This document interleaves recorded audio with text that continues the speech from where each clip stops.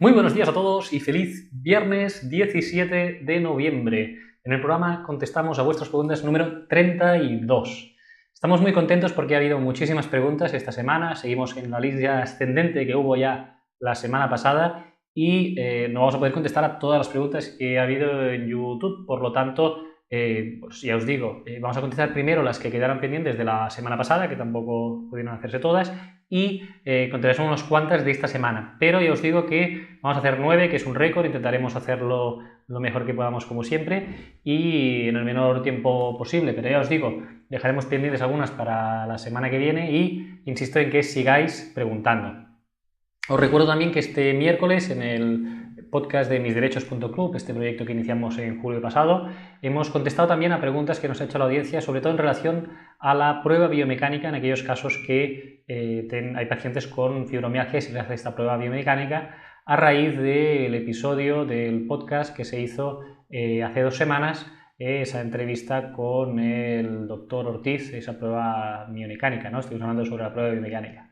La semana que viene hablaremos también el miércoles en una nueva entrevista y tendremos el gusto de poder hablar con un cliente que tuve hace años que padecía la enfermedad de Perthes en adultos y será muy interesante. Ya hablamos en el podcast anterior, o en podcasts anteriores hablamos en un episodio con Elena, presidenta de ASFAPE, de la Asociación de Familias con Perthes, y nos explicó en el podcast pues qué es el Perthes, pues, que se parece sobre todo en niños y demás, y tendremos la ocasión de poder escuchar un testimonio de Perthes en adulto, ¿no? Y nos explicará pues cómo ha sido su vida y demás, y lo podremos escuchar el próximo miércoles. Igualmente os comento que este miércoles pasado se tenía que haber hecho la entrevista con el doctor Espinosa, que nos iba a hablar sobre la hipertensión pulmonar, pero que por motivos de agenda no se pudo hacer, pero que la vamos a posponer y vamos a hacer esa entrevista, no sufráis, que cuando podamos pues la haremos y la publicaremos próximamente en los siguientes episodios, pues esperemos que lo antes posible podamos hacerla, pero que el miércoles que viene hablaremos del Perthes otra vez con Daniel, con un cliente, y nos explicará pues un poco cuál ha sido su vida y muy interesante, por lo tanto, estad muy atentos a misderechos.club a ese podcast. Vamos a entrar con las preguntas ya del día que hoy, que ya os digo que son variadas y que son bastante interesantes. Vamos a empezar con la primera, que nos la hace Rodríguez Ramos y dice lo siguiente. Hola, buenas, me gustaría aclarar una duda. Tengo una discapacidad permanente total de mi profesión, que era de ayudante de cocina. Ahora trabajo en un parking de cobro. Me la dieron hace un año, pero me citarán para una validación en el IJAM. Dice, ¿me pueden quitar la pensión? Sigo aún en tratamiento y hará solo 2 años que me operaron la espalda L5, S1, la lumbar, la lumbosacra, y me fijarán una hernia con placa y tornillo. El dolor es cada vez peor. ¿Qué puedo hacer para el día de evaluación o tengo que esperar lo que me digan? Desde luego, muchas gracias, un saludo, Rodríguez, enhorabuena por el canal. Muchas gracias, Rodríguez. Aquí lo primero de decirte, en esa resolución que te dieron, nos comentas que te la dieron revisable en un año. Lo normal es que cuando te dan una resolución de la Seguridad Social y te pone revisable en un año o en menos tiempo, es lo más probable que te llamen, ¿vale? Porque, ya os digo, la resolución dice podrá revisarse, no dice que se revisará, sino que es una facultad que tiene la Seguridad Social, el INS, de llamarte para revisar. Pero cuando se da para un año o menos, se entiende que es fácilmente que esa incapacidad que te han reconocido varíe y mejore o empeore o se cronifique, ¿vale? Por lo tanto, en estos casos, aquellos que estéis en una situación similar, que sepáis que lo más probable es que os llamen, ¿vale? Por lo tanto, nos debemos preparar. Entonces, ¿qué es lo que deberías hacer? ¿Cuál es el consejo? Pues que si te han citado, o si previsiblemente te citen, normalmente recibes una citación un mes antes de que cumplas el plazo. Imaginemos que, no nos dices cuándo es la fecha, pero que fuera para diciembre, ¿no? Que hace un año, en diciembre de 2016, te dieron la incapacidad y te dijeran que el plazo de revisión era para diciembre de 2017. Pues en noviembre deberíamos estar preparados ya y deberíamos pedir un informe a nuestro especialista, en este caso que tú nos dices, pues a tu traumatólogo, que diga cuál es tu estado actual. Entonces el traumatólogo diría cuál es tu estado actual y con ese informe ir ya al ICAM. Es importante que lo planifiquemos porque ya sabemos cómo van los especialistas.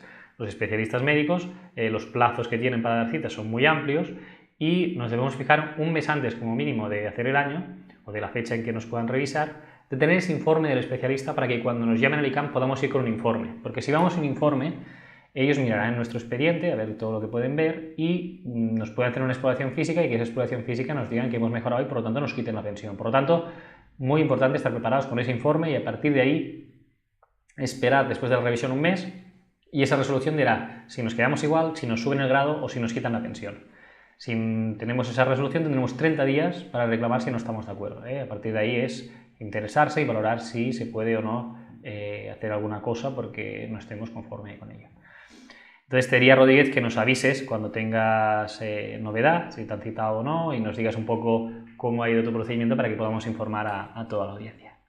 Vamos con otra pregunta, nos la hace Vicente Bicormo y nos dice lo siguiente. Hola, buenos días, me gustaría saber cómo puedo disponer del correspondiente justificante de una reclamación previa que ha presentado mi abogada por vía telemática y de cuánto tiempo disponen para contestarme. Gracias y un saludo. Bien, el justificante te lo tiene que dar la abogada. La abogada, cuando ha presentado esa reclamación previa, pues le dieron un justificante y es la abogada la que tiene que dártelo. Por lo tanto, si le pides, pues seguramente ella estará encantada en poder darte esa documentación, porque la tiene que tener. Si no, puedes ir a la Seguridad Social para que te hagan un justificante también, pero la relación del abogado pues se basa en la confianza y por lo tanto, insisto, que deberías en este caso pues solicitarle a tu abogada. ¿Cuánto tiempo disponen para contestar? Pues el tiempo que disponen para contestar es de 135 días desde que se hizo el expediente, pero suelen contestar en un mes aproximadamente. Por lo tanto, estate atento y a partir de ahí, pues si tienes cualquier duda nos lo vuelves a decir y estamos a la espera de que nos digas el qué. Muchas gracias. La siguiente pregunta nos la hace Juan Naka y nos dice: hola, me llamo Juan y me gustaría saber cómo puedo calcular la base regulada por enfermedad común. Tengo 36 años y 11 cotizados, pero soy fijo discontinuo cocinero, haciendo temporadas de 7 meses al año. Os agradecería mucho la información.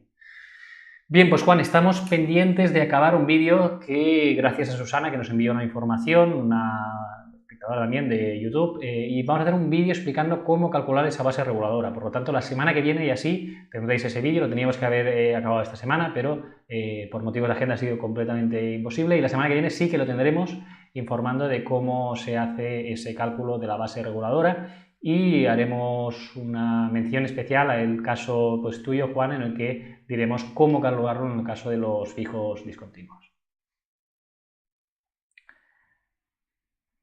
Vamos con la siguiente, nos la hace Saiz Pacheco, que veo que nos ha hecho varias preguntas. Vamos a contestar a 2 de las preguntas que nos ha hecho y son las siguientes. La primera nos dice: tengo en torno a 15 años cotizados y mi edad es de 49. Aún no se me ha comunicado mi grado de discapacidad, pero considero que es alto. También de ser por enfermedad común, luego desconozco qué me quedaré cobrando cuando pase el tribunal médico. Pero mi duda es, si fuera solo el 55% de la base reguladora, la incapacidad permanente total, que espero que no, al ser el resultado de dicho cálculo en torno y quizá inferior a las denominadas pagas no contributivas, ¿existe un salario mínimo establecido, teniendo en cuenta que se ha cotizado en torno a 15 años?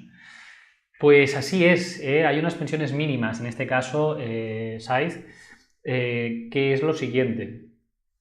Para las pensiones mínimas, cada año se fija en la Ley de Presupuestos Generales del Estado unas pensiones mínimas y máximas a cobrar por los pensionistas de Seguridad Social. En cuanto a la incapacidad permanente total, se fijan teniendo en cuenta también si tienes más o menos de 60 años, ¿vale? Varía un poco en ese sentido la pensión mínima de la incapacidad permanente total. Te voy a contestar en tu pregunta por escrito, ahí las pensiones mínimas para el año 2017. Las pensiones para 2018 los tendremos que ver cuando se publique esta Ley de Presupuestos Generales del Estado, pero ya te digo que está a veces pues un poco por debajo de la pensión no contributiva. Pero insisto en una cosa que tienes que tener en cuenta: con la pensión no contributiva no puedes trabajar. Con una incapacidad permanente total querría decir que no puedes hacer tu profesión habitual o la que has venido ejerciendo, pero sí puedes hacer otras, y sería compatible con el que tú hicieras otro trabajo. O sea, podrías cobrar, me lo invento, 300 y pico euros o casi 400 euros, que es la pensión mínima, para menores de 60, pero podrías hacer otro trabajo. Por lo tanto, te digo que sería un poco más y que también recordar que hay 14 pagas en caso de enfermedad común. Luego nos haces otra pregunta también, Saiz, nos dices: buenas noches, las preguntas se las hago, digamos, por capítulos para no extenderlas, muchas gracias. Y debéis hacerlo así, hago un inciso en esta pregunta porque Hay gente que hace preguntas excesivamente largas y que no van bien para el canal, porque la gente tampoco quiere hacer, que está escuchando una pregunta larguísima, sino que os agradezco que seáis lo más concisos posible, poniendo todos los datos que necesitamos, como muchas veces ya os he explicado, pero con el máximo nivel de concreción, porque así también podemos ayudar a mucha más gente. Vamos a suponer, nos dice que una persona cobra un sueldo mensual que el que vamos a denominar X. Esta persona coge una baja y se le descuenta un mes un tanto, al siguiente otro tanto, al tercero o cuarto otro tanto, y a partir de entonces no se descuenta la misma cantidad. Pero, debido a estar de baja, se queda por lo pronto cobrando Z, que es el resultado de X menos Y. Ojo, no es que considere que la empresa donde trabajo esté actuando mal ni nada de por el estilo. Si ellos lo dicen por algo lógico, imagino que será. Pero por mucho que me lo explican, sigo sin entender por qué me lío con todas esas siglas que ponen en las nóminas. Mi pregunta principal al respecto es, si mi sueldo es X y me descuentan durante 12 meses una cantidad, ¿y se puede reclamar una cantidad Y a la Seguridad Social? Mi empresa dice que no, pero hay gente que me dice que sí. Pues bien, la respuesta es que no se puede reclamar. La ley es muy clara y en ese sentido cobras el 75% de la base de cotización cuando estás de baja, ¿vale? Y eso sí porque lo dice la ley. Entonces la empresa solo está obligada a cotizar, ¿vale? Paga la cotización, pero quien te está pagando realmente a ti es o la Seguridad Social o la Mutua de Accidentes de Trabajo. No te paga la empresa, ¿de acuerdo? Es la Seguridad Social o la Mutua de Accidentes de Trabajo que tenga cubiertas las contingencias comunes. Por lo tanto, ese pago lo hace la Mutua a la empresa y la empresa te paga a ti, ¿vale? A no ser que esté la modalidad directa, que es directamente, si la empresa, por ejemplo, no te pagara porque fuera insolvente o porque no quiere, tú puedes solicitar el pago directo de la Mutua o la Seguridad Social. En estos casos se puede hacer, pero el cobro es el mismo, la cantidad sería la misma. Entonces, ¿qué sucede con esto? Pues que esa cantidad que te deducen tú no la puedes reclamar, ¿vale? Porque eso está fijado por ley. Si fuera por accidente de trabajo a la baja, cobrarías el 100%, no es el 75% que estamos hablando. Y sucede otra cosa también, que hay gente que tiene trabajos que por convenio colectivo obligan a la empresa a complementar el 25%, es decir, aparte del 75% que ya paga la Seguridad Social o la Mutua, tenga cubiertas contingencias comunes, el convenio colectivo es una mejora voluntaria por parte de los empresarios, si es por convenio colectivo, pues están obligados por convenio, a complementar un 25% el salario. Eso normalmente es durante un año, después del año ya de baja, si sigue la baja, pues normalmente ya ese complemento se deja de cobrar. Pero, insisto, el dinero que te descuentan estando de baja y demás no lo puedes reclamar ni a la Seguridad Social ni a la Mutua porque no te lo van a pagar. Por lo tanto, esa gente que te dice que sí está equivocada y es normal que la empresa te descuente una parte, que no cobres lo mismo estando de baja que estando trabajando. Vamos con otra pregunta, nos la hace Fanny Mejía, nos dice: hola mis alumnos, gracias por este canal, gracias a ti Fanny. Mi pregunta es la siguiente: estoy diagnosticada de sensibilidad central, de síndrome de fatiga crónica, sensibilidad química múltiple y fibromialgia. Entre otras cosas me considero una incapacidad permanente total para mi profesión habitual y un 33% de discapacidad. Antes, los juzgados, después de una larga lucha y espera, cobro una pensión de 524 euros. Tengo 2 hijos menores a mi cargo. ¿Tengo alguna ayuda por mis hijos, por los niños? Me llegó una carta del Tribunal Médico donde me dice que a partir de noviembre del 18 me van a citar para revisión, ya que mi patología no tiene mejoría. ¿Puede el INSS dar la incapacidad absoluta o tengo que recurrir otra vez ante los juzgados? Gracias y disculpas si no me explico muy bien. Hoy ese es uno de esos días que no estoy muy lúcida de mi cabeza. La incapacidad me fue reconocida en octubre del 16 ante los juzgados de Madrid. Ahora vivo en Barcelona. Muy bien, Fanny, pues muchas gracias, te has explicado muy bien. Las preguntas que nos haces pues son varias. En cuanto a la ayuda por los niños, derivada de la incapacidad permanente, no hay ninguna en este caso. Ya te digo que lo que cobras es contributivo y entonces en ese sentido ya te habrán aplicado todas las ayudas que corresponden por ser mujer y tener niños en esa pensión. Entonces, puedes preguntar también en servicios sociales, y te aconsejaría, si estás viviendo aquí en Cataluña, pues que te acerques a un servicio de atención al ciudadano, a un CAT, a un centro de asistencia de discapacidad, en el que te pueden decir si tienes algún otro tipo de ayuda de servicios sociales también para que te puedan ayudar con el tema de los niños. Esto por un lado. Por otro, el tema de la revisión. La revisión esta no es instantánea, igual que con la pregunta en la que hablábamos, que nos preguntaba Saiz, la primera pregunta que nos hacía. la revisión, ¿te van a revisar seguro, no? Esto, como te lo han dado por 2 años, normalmente cuando dan por 2 años no te suelen llamar al tribunal médico.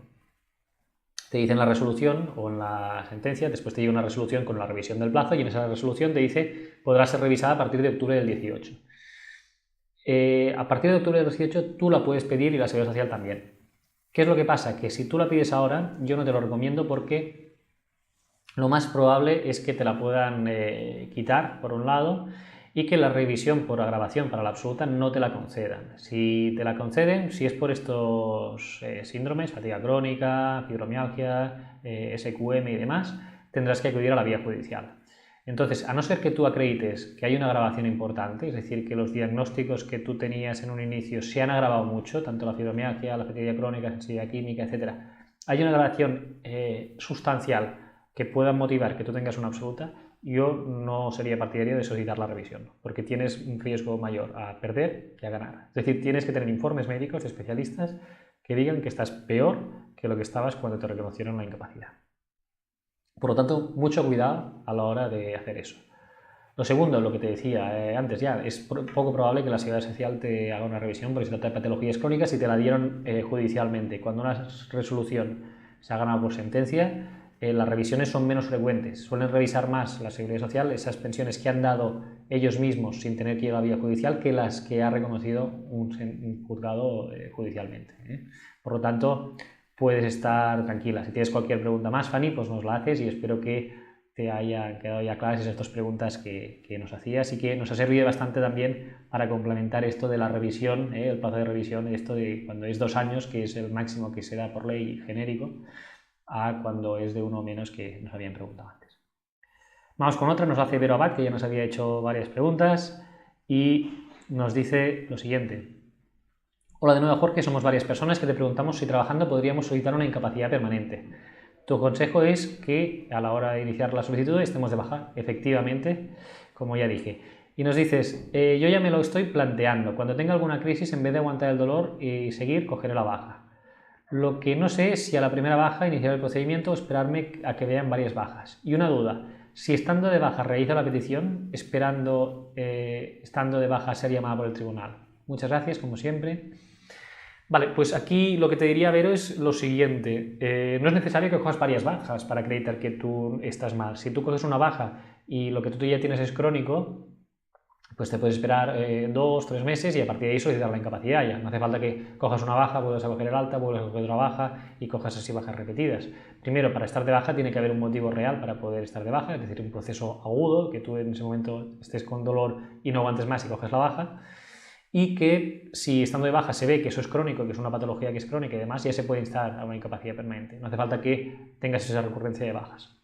Y por otro lado, si es necesario estar de baja cuando te llaman al médico, pues es lo recomendable. Estar de baja cuando la solicitas, pero también cuando pases el tribunal médico. Eso es relativamente sencillo porque, insisto, pasa un mes desde que tú solicites la incapacidad aproximadamente hasta que pasas el tribunal médico, te suelen citar al mes y medio. Por lo tanto, es bastante factible poder estar de baja.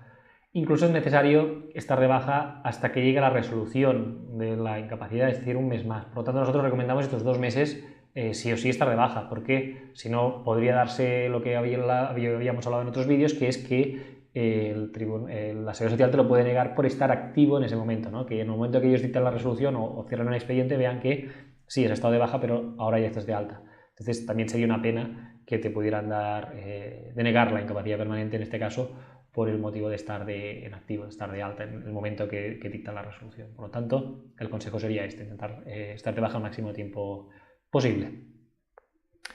Vamos con otra pregunta, nos la hace Juan Álvarez y nos dice lo siguiente. Buenas tardes, fui a Salud en el trabajo y me dieron una hoja para entregar los documentos mencionados en la hoja para el día 1 de noviembre de 2017, pero cuando acudí me dicen que todavía no llega la resolución y no me pueden llenar la solicitud de pensión hasta que llegue.